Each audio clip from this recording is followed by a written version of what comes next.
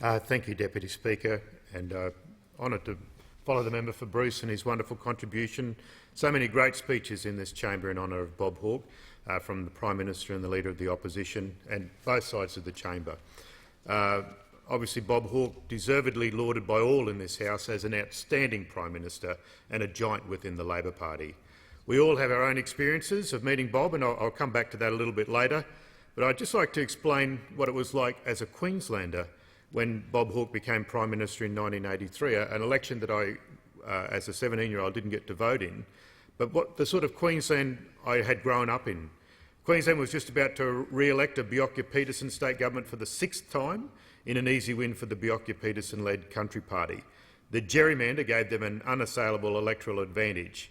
And this was the pre-Fitzgerald era where the Queensland Country Party's currency was brown paper bags filled with cash.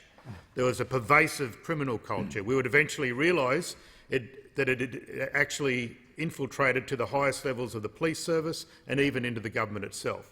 And it was in that climate that Queenslanders welcomed a fresh Prime Minister, the 23rd, voted in on a landslide, a bloke they called Bob. He came in on a slogan of Bob Hawke, bringing Australia together. And he may have been a Victorian via Western Australia, but Queenslanders thought of Bob as being one of us. Queenslanders know what bad government looks like. The Hawke government was the antithesis of the government we had in Queensland at that time. And it would be another 4 years before the Fitzgerald inquiry would be established, but the air in Queensland was already thick with the stench of corruption that could not be ignored. It was known throughout. Bob was a leader Queenslanders could actually believe in. He was a leader that we could trust. He had vision, he had values, and he was one of us. He was the Prime Minister Queensland needed through those dark days of the pre-Fitzgerald era and during the shocking revelations of the Fitzgerald inquiry 30 years ago. Noted. Ironically, Joe Bjelke-Petersen was embarking on a swap to federal politics at the time when the Fitzgerald inquiry was called. Shortly after the Fitzgerald inquiry was commissioned, Bob called a federal election, and Joe thankfully abandoned his tilt at federal politics. I'll give credit to Bob Hawke. He actually, I'm not sure if he deliberately waited until Joe Bjelke-Petersen was out of the state and forgot to nominate for a federal seat. I think Joe was in LA at the time, and so he ended up, the push for Canberra faltered completely.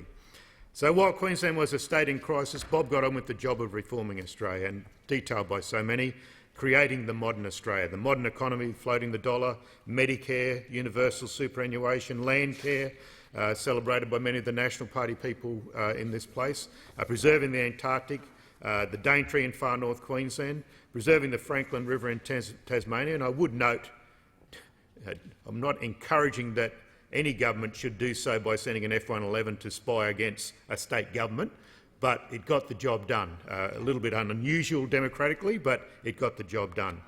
So Bob Hawke not only encouraged opportunity, he made sure young Australians could access. When Bob Hawke became Prime Minister, I was one of the only 3 in 10 Australian students that had graduated from high school. By the time he stepped down as Prime Minister, he'd turned that figure around to 7 in 10. Education being the truly transformational work of government. And it was Bob's values that made him the legend we remember today. As mentioned by so many people, the fact that Bob Hawke abhorred racism, found it repugnant. Bob Hawke always stood up for those who could not stand up for themselves, as a real Christian should. Bob's tearful response to that bloody massacre in Beijing's Tiananmen Square in 1989, offering Chinese students studying in Australia asylum, was a torrent of compassion through one of the saddest days. Yet Bob still went on to be a good friend of China's. So we all loved Bob for that Tiananmen Square moment and for reminding us that good leaders, good friends speak bluntly to other countries when they need to. And I know for a fact that Queenslanders still love Bob. As a candidate in 2004, 7, 10 and I think 13, Bob Hawke often came to Moreton as a marginal seat, trying to win it for Labor and then to retain it for Labor. And I remember after that Kevin 07 launch in Brisbane, where Bob Hawke and Paul Keating came out together, even though they weren't the best of friends at the time, and stood. And there's a wonderful photo. In fact, my wife is standing right in front of them, and I actually got Bob Hawke to sign the picture for my wife that next day. And it took me quite a bit longer to get Paul Keating to sign it, but that's a different story. So in Moreton, we would just work Bob incredibly hard. Even when he was in his 80s, we'd go from shopping centre, if you know Sunnybank, we'd go from Sunnybank Plaza Shopping Centre across the bridge to Sunny Park, then across to Market Square and then to Sunnybank Tavern. All the time, Bob talking to everyone, coming up, there was queues of people to talk to him. I think he might have been trying to get a few phone numbers off of some of my constituents, but he was just so, people were so drawn to him. He loved people. It was evident in those walkthroughs, and the people loved Bob.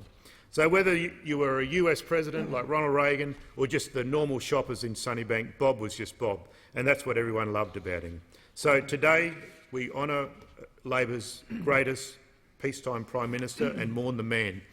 Bob will always be an inspiration to Labor and this grateful nation, because Bob Hawke showed us what we can achieve as a nation and individually. He showed us fairness, he showed us the benefits of hard work and building consensus, and he showed us hope. So I extend my sympathy and gratitude to his family for sharing him with us. Bob Hawke, may you rest in peace, and I'll be raising a glass of Hawke's Lager to you sometime over the weekend, just like I did last night.